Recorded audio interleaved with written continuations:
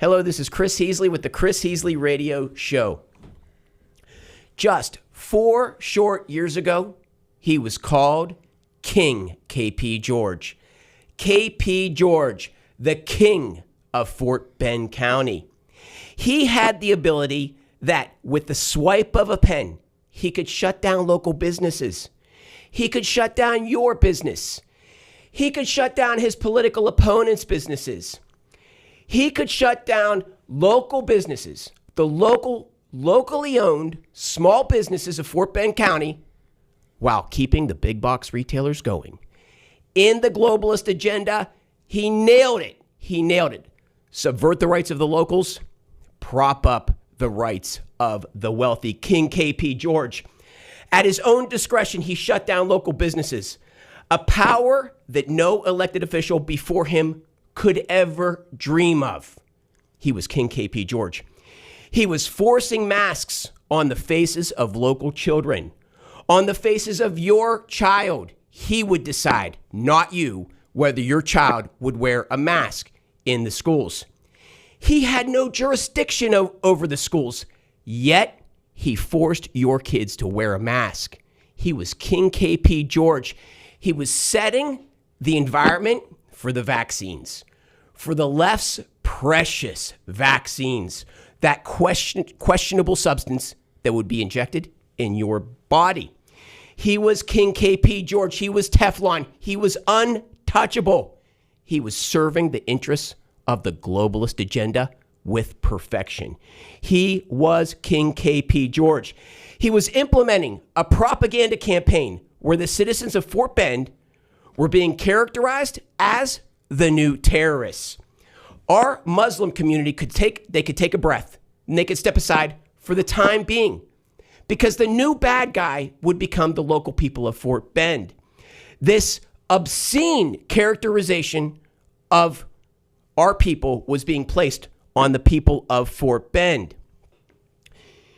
And while the citizens of Fort Bend were being described as having uncontrollable violent tendencies, as they were being described as the new terrorist, he was weaponizing the Fort Bend County police departments against the citizens. And those police departments were going along. The power shift was happening. It was going away from the local citizens, away from the people of Texas, and into the hands of King KP George, into the hands of your elected officials. He was getting national recognition and national airtime for inviting the Disney Corporation to Fort Bend County because of their highly sexualized agenda towards children. So in the state of Florida, Governor Ron DeSantis passed a law that said that sex education would be prohibited from being taught to the youngest of children, to our elementary school children, not middle school, not high school, just the young ones. We'll keep that stuff just away from the little kids, just the youngest kids. And the state of Florida passed this law, and the people of Florida celebrated this law. But the Disney Corporation, aligned with the globalist agenda, opposed the law. And where did King KP George stand on that issue? He stood with Disney. He stood with the hypersexualization of our children. And he went on national TV representing the people of Fort Bend County with this obscene position, making us all look like we supported this agenda. He was misrepresenting our county. He didn't care. He was King KP George. He was untouchable. He was implementing a medical surveillance campaign where his stooges would come to your home, in your front door, and ask you intimate questions about your medical decisions, about your medical nature, about the nature of your body, about the internalities of your body, about whether you got your vaccination. Are you being a good citizen? Are you obeying the dictates of KP George? Did you get your vaccination? He would send stooges to your door to ask you intimate questions about your body, something that no county official ever dreamed of before. But King KP George was hammering it home. The globalist agenda was hitting home in Fort Bend County. We are now reaching the dictates of the European billionaire class. He was transforming our one-time Texas town, our one-time family-oriented town, our town built on the spirit of Texas, into the Marxist progressive utopia that the European billionaire class wants, that the globalists dream of. He was taking out Fort Bend County and handing it over to the globalists. He was King KP George. He was untouchable. And where is he now? He's a broken man. He's done. His campaign of madness is coming to an end. He's indicted. He's being discarded by his own political party. He's having his one-time friends and colleagues enter into a political campaign for a position which he now holds. He has no political future. King KP George is king no more because the people of Fort Bend stood up. They stood up. They could tell that there was something wrong. There was something wrong in our county government. They were not buying what KP George was selling. They were rejecting this idea that all of these things were being done for our own good, because the spirit of Texas still lives in Fort Bend County. The spirit of 1836, the spirit of the Alamo, still lives in Fort Bend County, and the citizens stood up and they did something about it, and we are witnessing the end of the mad King KP George. And this is the Chris Heasley Show, and on this show we will bring you all the ideas, the content, the information that you need to take back your village, your borough, your township, your city, your school board, your county, our Texas counties, and our state, the great state of Texas. We will give you all the ideas to do that, but there's an obligation that comes with the show, and the obligation is on you to get involved at the local level. Because although we now have momentum in our direction, the battle is not over. The battle rages on. The left is well entrenched, ready to fight another day. And it's up to us to restore sensibility, to restore civilization, to restore family values, and to restore a level of morality back to our county, to reject this progressive Marxist madness and restore us to the foundation and roots of Texas.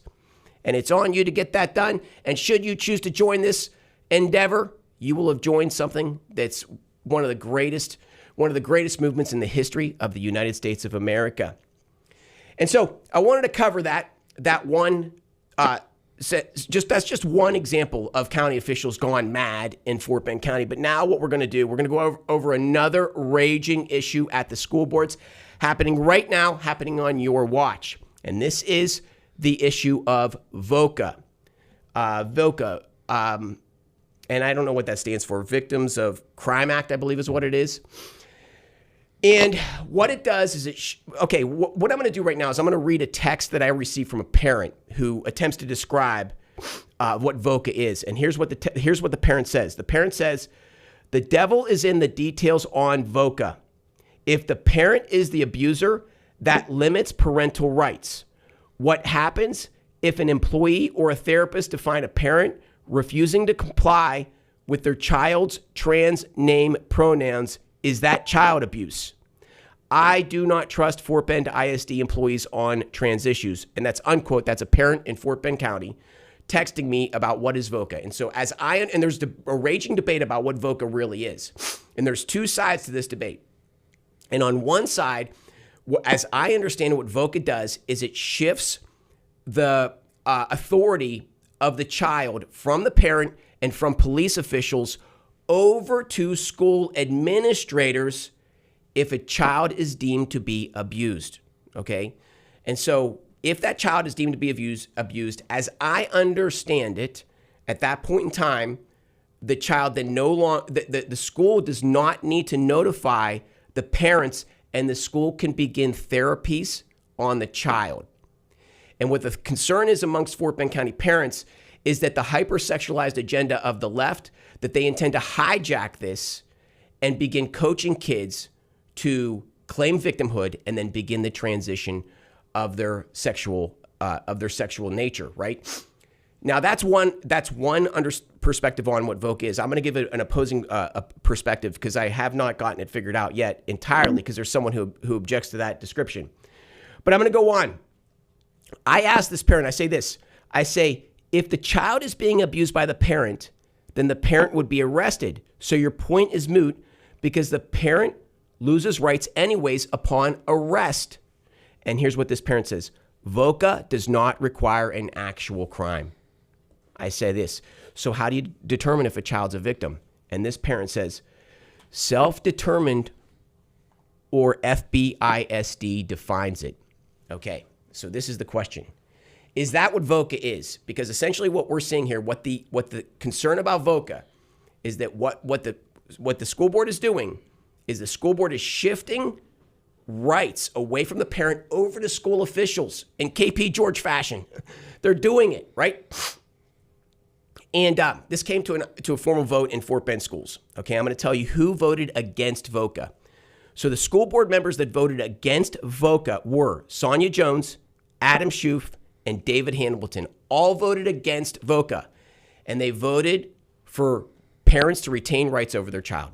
However, the vote, I understand, passed because more people voted for it. The school board members that voted for VOCA are Rick Garcia, Kristen Tassin, Shirley Rose Gillum, and Angie Hainan. Now, Shirley Rose Gillum and Angie Hainan are, I think it's safe to say that they're hard leftists, right?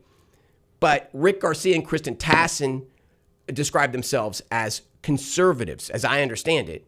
And so then the question becomes, if they're conservatives, why did they vote as they did? Now, what happened is Katie Christian Magazine came out with an article on VOCA where they stated straight up that VOCA absolutely takes rights away from the parent to the school board administrators. However, the Rick Garcia campaign produced a document that said that is not the case. And I'm reading frequently asked questions, the truth about VOCA. This is from Rick Garcia. And he says a legal opinion was provided to all 7 FBISD trustees that support these statements. Okay, and what he's saying is that, I'm going to tell you what he says. Hold on, I want to get to the right point. He says, parental consent is required before a student can be referred to services and receive services funded by VOCA. So in that statement right there, the Rick Garcia campaign is directly refuting what Katie Christian Magazine is saying. He goes on to say there is no loophole. All state and federal laws apply to services paid for by VOCA funds, the same as these laws apply to in all other cases. So there you have it. So we have now 2 opposing opinions on what VOCA is, but as I understand it, I don't know. I'm not going to make an opinion here. It's up for the citizens to find out who is right in this matter. Is it Katie Christian Magazine or is it the Rick Garcia campaign? So this is something to be decided on at another time. And with that being said, we have a great show today, and I'd like to introduce our guests for today. On the show, on the phone, we have G2. G2, are you there? I am. Great. Good to see you, G2. And in the studio, we have Cheryl Buford running for Fort Bend Independent School District School Board. How are you doing, Cheryl? I'm doing well. It's good to see you, Chris. Good, good, good. Can you pull the microphone a little bit closer to you? Thank you. Sure. Is that better? Yes. And we have Sapna Patel. Did I get it right? You did, Chris. Oh, yes. Awesome. Cool. And tell us what you're running for. I'm running for Sugarland City Council District 4. Great. We're going to get into all that, and I want you ladies to introduce yourself, but I do want to just hit on this VOCA 1 minute. And G2, I know that you and I have talked about VOCA. What is your opinion on VOCA? Well, you raise a really critical question here. Does a crime have to be committed in order for VOCA to be invoked, so to speak, for a school to actually step in and start using that VOCA funding to provide counseling or to get police involved or get legal experts involved in somehow dealing with that child and maybe doing that without parents knowing? I mean, this is really dangerous. It has been a steady push by the left for many years now to separate parents from children. And you've heard them running around saying it takes a village to raise a child. Actually, a couple of years ago, one of the leftists on corporate media came out and just said outright, your children are not yours. They belong to the community. They are our children. So there's this view among leftists that parents should not have rights in deciding how their children are raised, that the supposed experts at schools should be making that decision, supposed experts in mental health fields should be making those decisions. And of course, those are all the folks that have been pushing this nationwide push for transgender surgeries and puberty blocker treatments for children and all these really destructive practices. So this is a really serious fight. I would be surprised to find out that a crime has to be committed, as was alleged. If you go to the Katie Christian article, it does make it crystal clear in their writing that that you can insert government authority into private matters and operate under a cloak of secrecy that leaves parents in the dark about their children's well-being. Well, that's something that's been happening in California and other places. So in most places, no crime has to be committed. You just have to be perceived as not being supportive of your child's, new sexual identity or some other factor that could be called a mental health issue. And I just saw a few hours ago a former activist who was pushing for trans surgeries for children, actually was working in the trans industry, selling the surgeries and walking patients through. She wasn't actually a doctor. And she started to see in the patients that she was working with the incredible damage done. One of them died from an infection because of the way the surgery was done was horrific. And, she was seeing them then begin to detransition as they got a little older, out of those mid-teens or late teens, and said, wait a minute, I want to be a woman or I want to be a man, and now it's too late. And so this is a really sort of weird, hideous industry. And a law like this that can let the schools, where there are many, many radicals, get involved and separate that parent from the child, that's a very dangerous thing. So this question has to be settled. Is Rick Garcia right? Does it require that some crime be committed? Or is the article in Katie Christian right? No, it doesn't. Right. And I will tell you again, in most of the things that I've looked at in other places, it's not a question of crime. It's just a question of whether or not a school counselor, a psychologist, a school administrator, or a doctor can insert themselves and say, this child is not getting proper support from their parents, therefore we, the school, are going to step in. Maybe we're going to call them a different name and not tell the parents.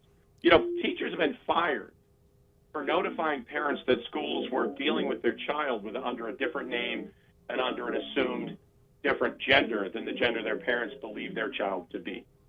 So, yeah, this is a big fight. It's a national fight, and I'm really glad that this is not just slipping through unnoticed, because the damage it can do to a child is severe. Well, we had 4 school board members vote for VOCA funding, as I understand it.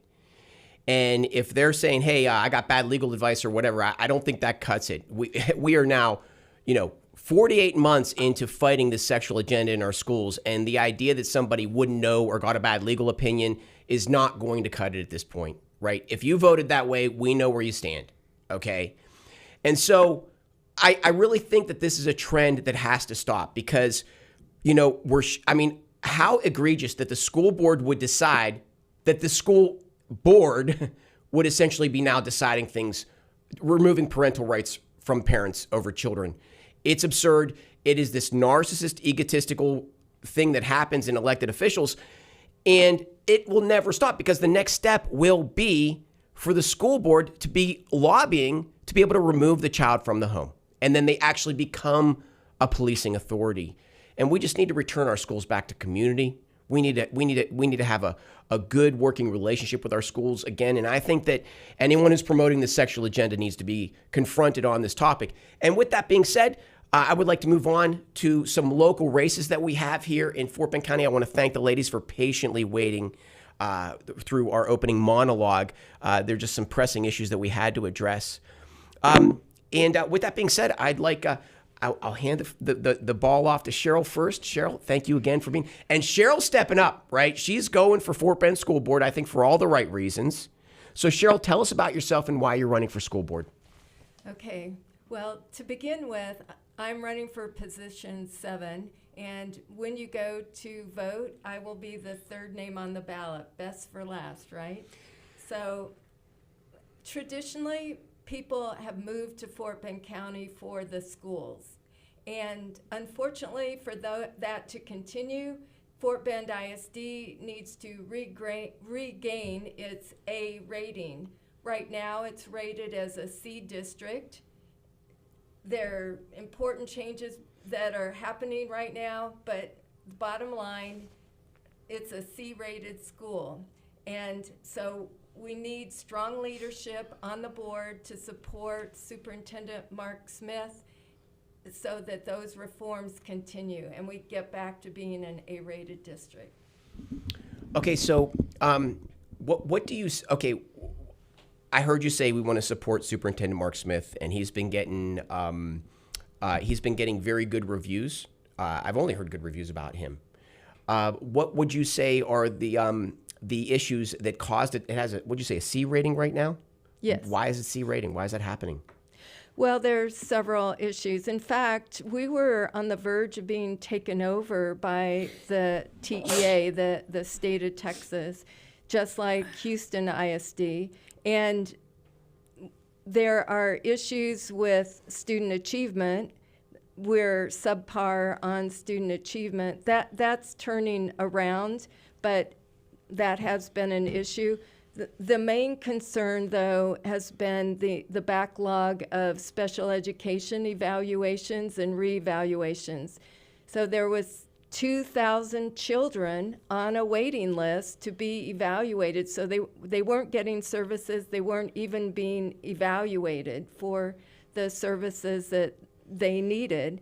And so once they're evaluated, then in 3 years, they need to be reevaluated. So we were so far out of compliance that we were on the verge of being taken over by TEA. Okay. So once, and Dr. Smith and his team, I've had the opportunity to work with them on a project on the east side, which hopefully we can get to a little bit later, but they are problem solvers. They roll up their sleeves, they work hard, and they are all about doing the right things for kids. Very good. Well, that's a good introduction of why you're running and yourself. And with that being said, I want to hand it off to Swap. And if you can please, did I get it right? How did I say it? I'm sorry. It's okay. Sapna. Oh, goodness gracious. Sorry, Sapna. There is a Swappin out there. I know. Bear with me, please. It's Saturday morning. I should be sleeping right now. Please, tell me about yourself. Tell me why you're running. Tell me what you're running for. So as Cheryl just said, people move here because of the schools in Fort Bend ISD. But people stay here because it's a safe city. I wanted to introduce myself first. I've been in Sugar Land for about 26 years. I have been in the Houston area for about 5 decades. I grew up here. I've done all my schooling here. I'm a proud graduate of Houston Baptist University, right around the corner from where we're at. I majored in accounting and marketing. I had a long career at Pricewaterhouse, Shell, and Enron. And then I was a stay-at-home mom for a while. And my latest endeavor, I'm a real estate agent in Sugar Land. Why am I running? You asked, why am I running? I'm running because I want to keep this city the best city to live in. It is the best city to live in right now. I've dedicated years, over 2 decades, to protecting my District 4. Some of the things that I have been involved in was opposing high density at 59 and University to protect the school overcrowding, to protect the increased traffic we have right now at that intersection, and basically to keep us safe. I've also been active in lots of other things. Right now, I'm serving 2 terms on planning and zoning, representing District 4. I never miss a meeting. I go to city meetings regularly when I have something to do. I 100% get into it. I also attend Fort Bend ISD meetings regularly. That's how I know Cheryl. And town hall meetings. I'm very equipped with what's going on in my district. There is not an issue for the past 2 decades that I've not been involved in. Like, for example, when Commonwealth neighborhood got kicked out of Commonwealth Elementary, I was involved in that. In the rezoning issues, I was involved in this 900 apartments that were going to be put on that intersection.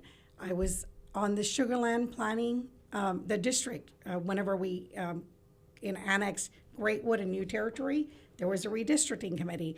I was involved in that. That was like an appointed position.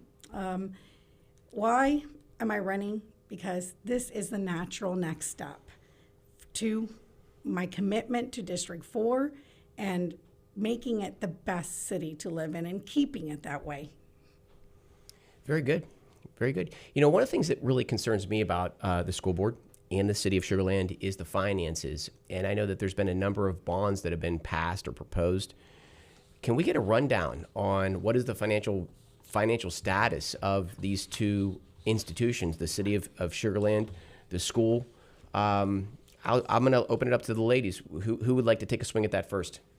Well, before I answer that, I'd like to go back and give you a little bit more detail about why I'm running, and then I'll answer your question. So I'm running. It starts with my core commitments. I'm a woman of faith, and running for the Board of Trustees is a labor of love.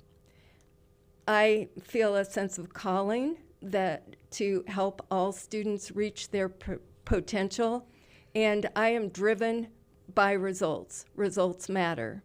And so when we are lagging behind in serving our students and families well, then I'm ready to go. I want to turn things around. So as I mentioned, we're a C-rated school district. We're in a position like a business in a turnaround situation or a sports team that is in a rebuilding year. And so we need strong leadership for the momentum to continue. And if we don't have that, then we are destined to mediocrity or worse. So anyway, I wanted to add those details for your audience. Very good. Very good. Now, we certainly need leadership in Fort Bend schools. There's no question about that. Right. So the bond, the largest bond that was passed was back in 2023, and that was for construction and improvements in technology. So it was a $1.26 billion bond, and within a few months of it being passed, the district recognized that the projected costs were actually $162 million beyond what the voters had voted on. So that information was withheld for several months from the general public. Once Dr. Smith came on board, he made that information public, and everyone got to work to close that gap. So at this point, they have closed the gap, and there's a $10 million surplus projected. What got chopped off, though, is a new school for the Harvest Green community. And we can talk later about rezoning if you'd like. There are portions of the community where the schools are bursting at the seams. There are other parts where the buildings are underutilized. But certainly, I sat in meetings in 2023 with the neighborhood of Harvest Green, and they were promised, you get out and vote for the bond, you will have a new school. They voted for the bond, they rallied their neighbors, no school. Are there large discrepancies in our elementary and our middle schools, mainly elementary schools? Are there large discrepancies in the quality of the schools within the school district? Because, you know, when you talk about rezoning, what people are afraid of is they may have a school that's of high quality, they rezone, and then they're in a school of very low quality. Does that issue exist in Fort Bend? Well, certainly some schools have reputations that people gravitate towards. Clements High School, Ridge Point High School, and other schools have more students that are struggling. And so that is a concern and that we need to address. So I am all about making sure that every student has the support to meet rigorous academic standards. And so we don't compromise the standards, but that we do provide support, teacher training, tutoring, whatever it takes so that every child can be successful academically. And you know, I opened my monologue talking about the VOCA decision, the VOCA vote. What is your understanding of VOCA, and how would you come down on that one? Well, frankly, I would need to do some more research. At the very least, I haven't read the article that you referenced. At the very least, I have heard concerns that Fort Bend ISD needs to stay in its swim lane. We are not specialists in mental health. I have been assured that parents do sign consent forms for any treatment that their children are receiving, any therapies that they're receiving. So that may or may not be an issue. Frankly, I don't know that issue well enough.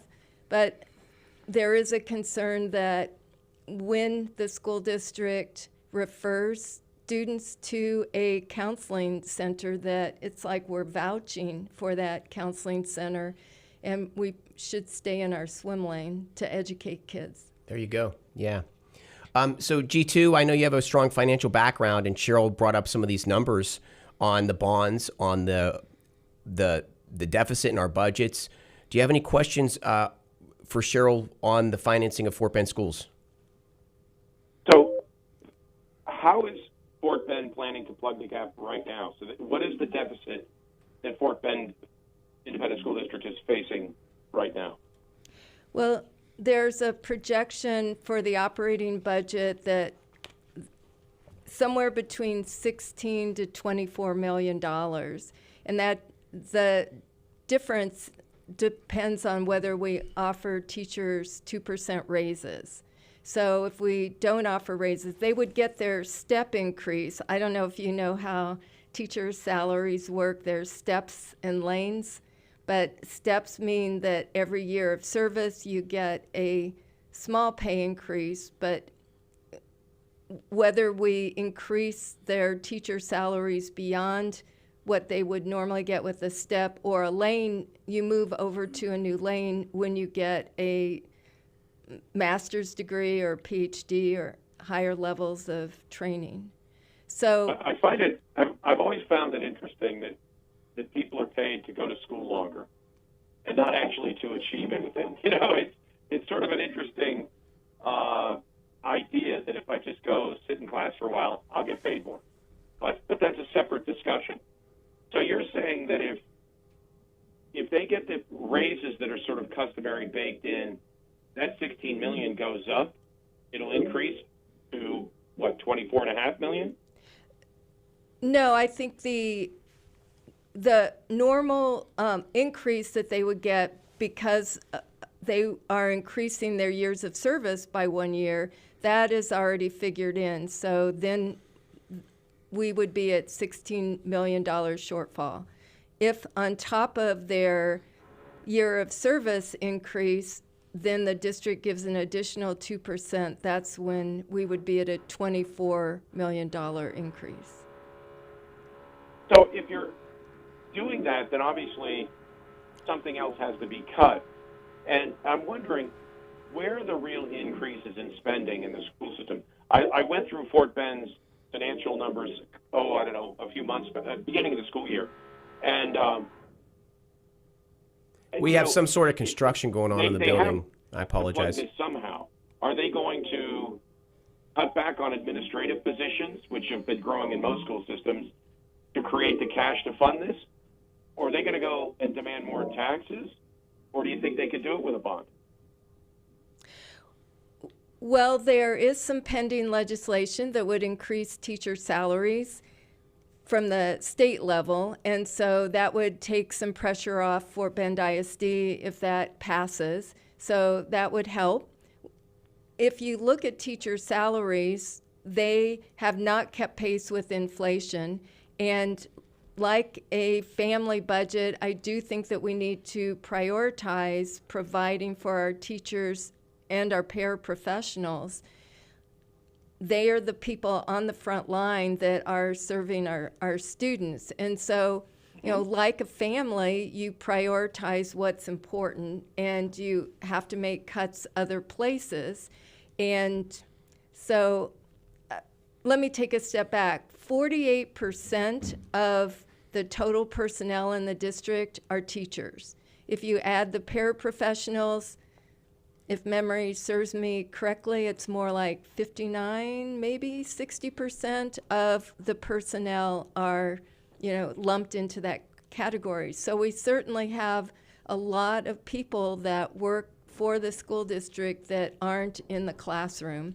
So I think it's worth looking, what are those roles?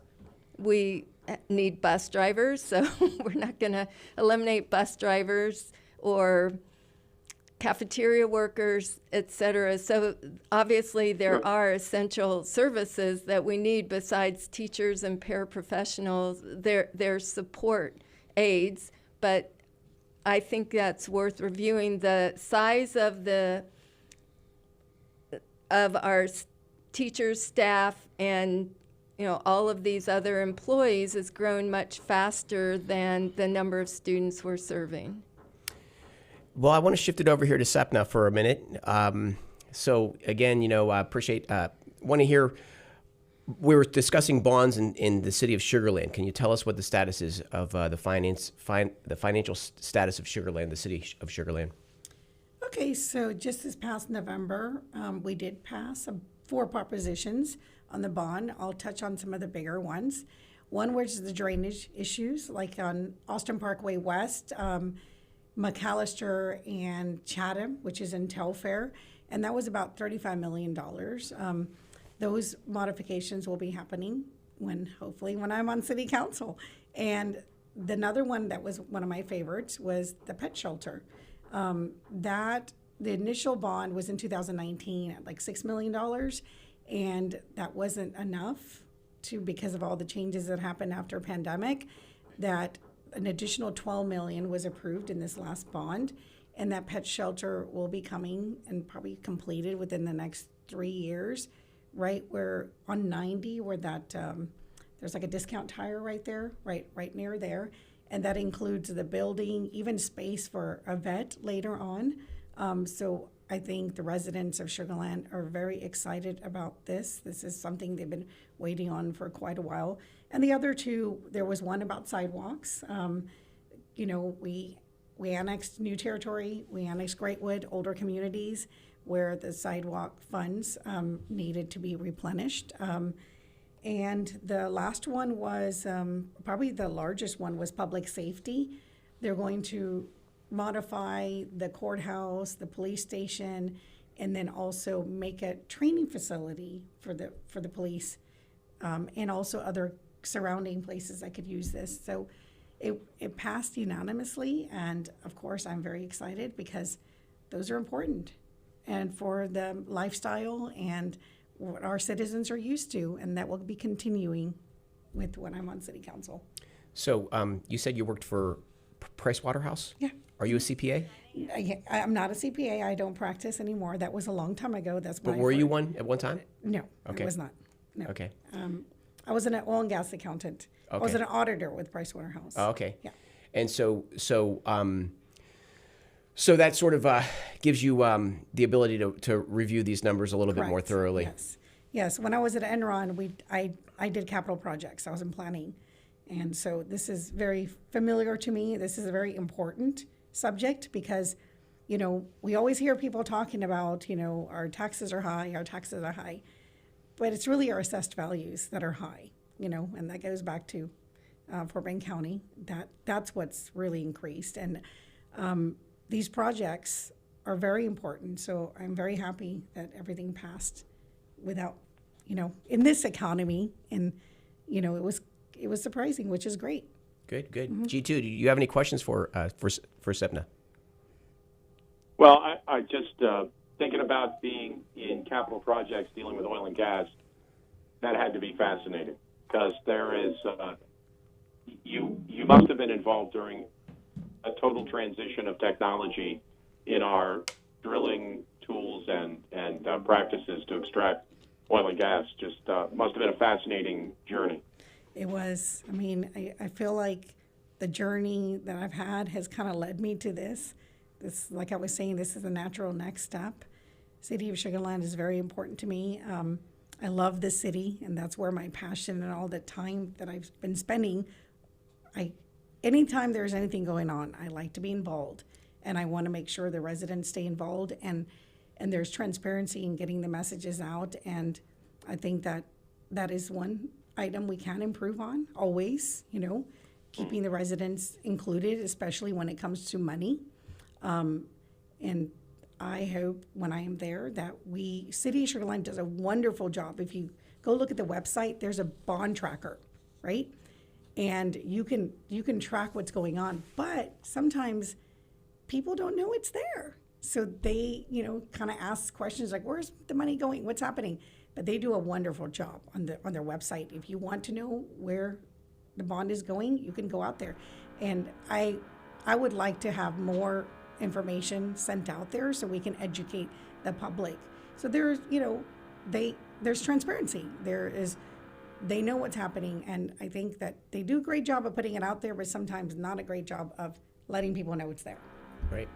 So I apologize. One of the challenges that we're seeing in state and local governments across the country right now is that many have a heavy dependence upon federal grants.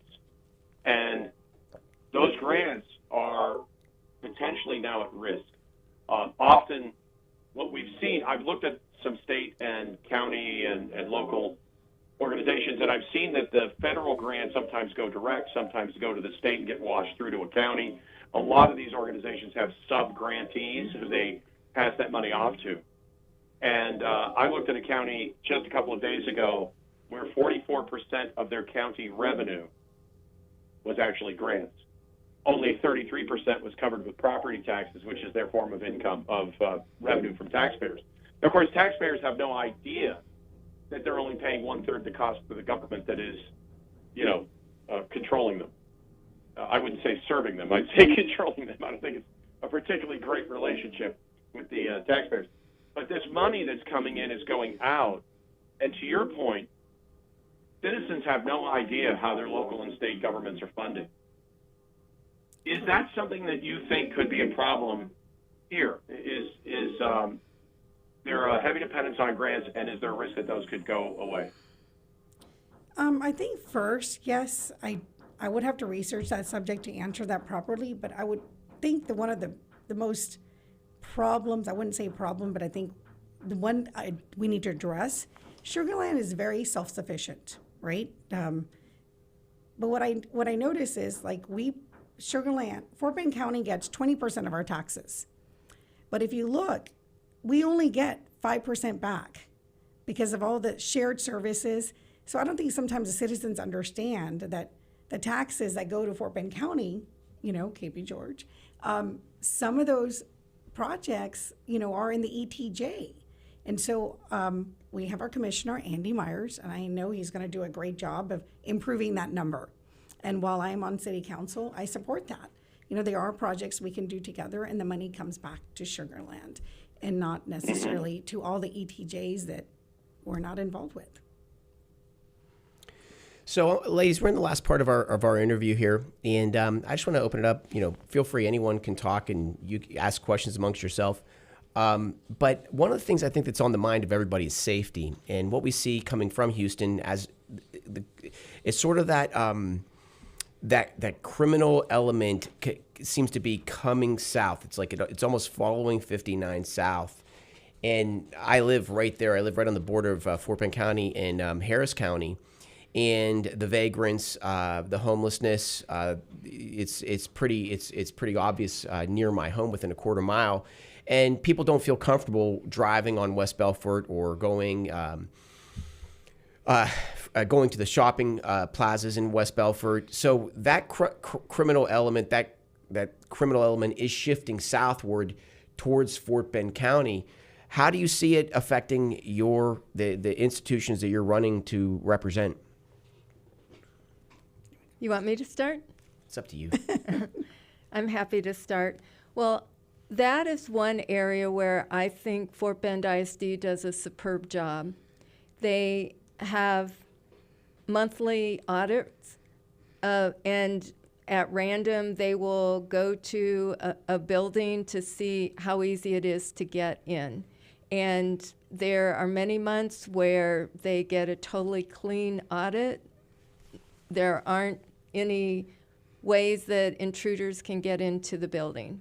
So, and when they don't have a clean audit, there may be a handful of issues that gets remedied right away. So I think that's one place where the school district does a great job. I'm concerned about what's happening inside the buildings, and the last parent and teacher survey that was taken was in 2023, and at that time, just slightly more than half of the parents thought that discipline was handled well and fairly, and that was consistent with the teachers' perceptions as well, and that's a problem. And so that's an area where we need to continue to be vigilant. There are incentives for building principals to kind of brush things under the rug and not report them, not to come down hard on students. And certainly we want to be even-handed. We want to support, build, encourage students, and not just be punitive, but we need orderly schools. And so that is something that needs continued attention. The other area of safety that I want to call attention to is parents need to be assured that when they send their children to school that they're not exposed to sexually explicit materials.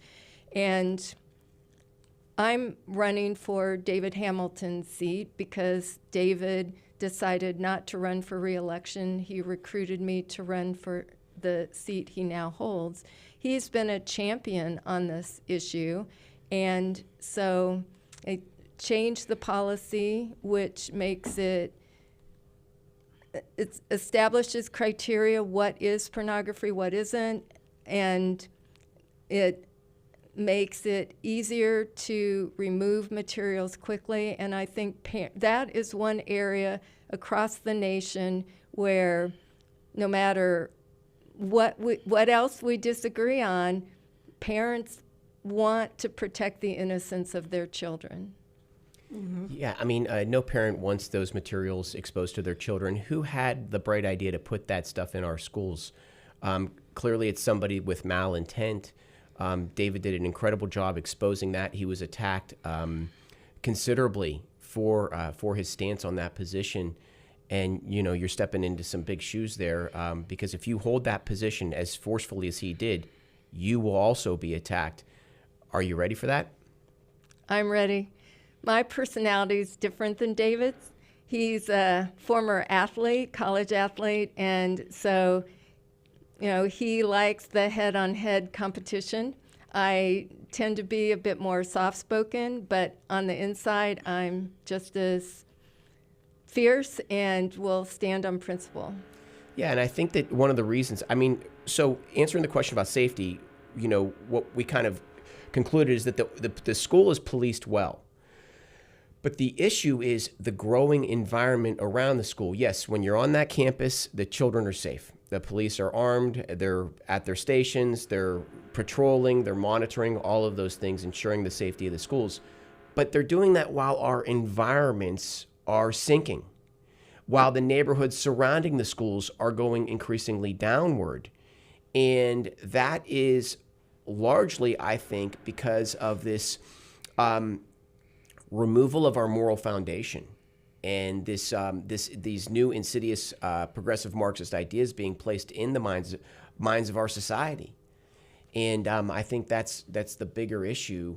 And you know, hopefully, we able to. I think addressing that has to happen at the schools. Yep. And it's a shared responsibility with the city. That's right. Just like Cheryl and I were talking about, people move here because we have great schools, and people stay here because we're a safe city. Safety is a big, it's in one of my promises. I support and I prioritize public safety. I'm going to support our first responders. I will tell you that we're safe and we need to remain safe. If I'm elected, I'm going to ensure that all the projects that relate to our police and fire are supported. One of the, I told you, right, one of the bonds relates to public safety. And if we don't have a safe environment in our city, no one's going to stay here. You know, people expect safety to be first. Safety, safety, safety. And I don't know if you guys knew, but Suzanne Watley had started an organization where she's doing galas every year to fundraise for the red and blue, which is amazing. I have been part of that from the beginning. I also took the Citizens Police Academy with our police department. It's a program. It's wonderful. Everybody should take it. I took that, I think, back in 2015. And ever since then, I have been very involved with some of the police staff. I started the Neighborhood Watch program that year. That was, it's been almost 10 years. And I participate in that. And also, our entire neighborhood has started participating in that. And it's a wonderful program where the city council representatives and the police department come and educate the public on that night, on the National Night Out. So yes, I think the city is safe, and that is why, the reason why it's one of the best places to live, and I continue to support those projects to make sure it stays safe. G2, do you have any last questions? We're here in our last minute or so. Do you have any last questions for the ladies on that topic of safety? No, I think they've covered it well. Excellent. Very good. Okay, ladies, just to close out, please introduce yourselves one more time. Tell us when your election is and what you're running for. I am Sapna Patel. I'm running for City of Sugar Land, District 4. That area is on Sweetwater all the way through Greatwood. I am running because I am an extensive volunteer in my District 4. I have been for the last 2 decades. I currently serve as a Planning and Zoning Commissioner for the last 2 terms, and I would like to continue serving with another leadership role on City Council. I'm very involved with Fort Bend ISD. I believe that to make a good leader, you kind of need to be involved in other aspects of the city. I am a proponent of Fort Bend ISD, the gala. We have the foundation. I've been involved in that for almost a decade. I was the chair 1 year, and I've been on the committee for many years. My dedication to the community is rooted in my love for Sugar Land. I was the PTA president of Commonwealth Elementary, which is in my district. I was the vice president of the Fort Bend for Fort Settlement Middle School, which is in my district. I also was the president of the PTA. I was involved in 2 different HOAs, which are in my district. I have lived in my district for 26 years. I continue to protect my residents so they can have a great standard of living. I've been involved in rezoning issues, as Cheryl talked about. Clements is it's in my district, is one of the best schools in the district. And yes, people aspire and want to be in Clements. And that is because it's about the parents. The parents are very involved in our school district. Some people are 100% full-time volunteers in our schools. And I think that's why the schools are rated the way they are in my district. What else would I want to tell you? I am very much into all the finances that are going on. So we didn't touch on this subject, but one of the biggest pressing issues that's going to be happening is Sugar Land is buying the Char House and the property. And that is a really exciting thing. What is the Char House? The namesake, the Imperial Sugar Factory. It's Sugar Land's namesake. And for a long time, they have tried different things, and the projects have failed. But now Sugar Land is buying the property so they can control the narrative. And if elected, I want that project to be completely transparent. I would love if there is a committee set up with Planning and Zoning, City of Sugar Land, and residents of all the districts, so that project goes off very well, and it's another town center like we have. You know, the Dean Harachik is the mastermind behind the town center when he was mayor. And so this would be like another facility. It'll be a mixed-use development. And I'm super excited when I get on city council. It's going to be one of the most pressing priorities. That's interesting. I'd like to learn more about that. Sure. I'd love to tell you about it. Great. It was nice meeting you, Chris. Good. By the way, thank you so much for the opportunity to come on your show. Thank you for being on the show. Cheryl, let's hear about yourself. Well, first of all, I'm Cheryl Buford. I'm running for position 7, Fort Bend ISD. When you vote for Sugar Land mayor, the school board is on the same ballot. So it's one and the same. So, a couple of things that didn't come out. I'm a woman of faith. I will bring common sense, conservative values to the school board. But beyond that, I bring a wealth of expertise as well. I was a teacher for 10 years. I have a master's from University of Texas at Austin in public policy. I served in the George W. Bush administration at Department of Education. They do a few things right. And that's where I first discovered just how abysmal the scores are, the achievement scores are, especially in our Title I schools.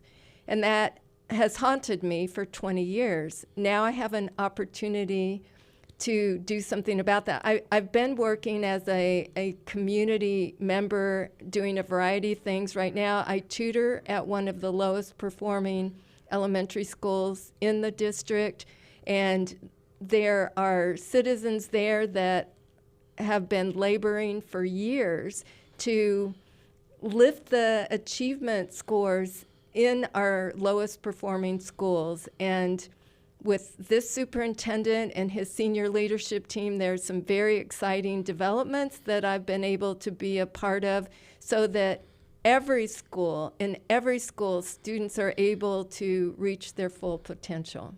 Very good. Well, thank you both for coming on the show. Can I say something really Please, quick? yes. I forgot to tell you that mine is actually a special election. Carol McCutcheon is running for mayor. She currently holds that seat. And because she's running for mayor, it was a resign to run. And I'm number 1 on the ballot. Lucky me. So it'll be under the mayor. It'll say special election, and it'll be number 1, Sapna Patel. Please come out and vote. These elections are decided by very few people, and we really need you to come out and vote.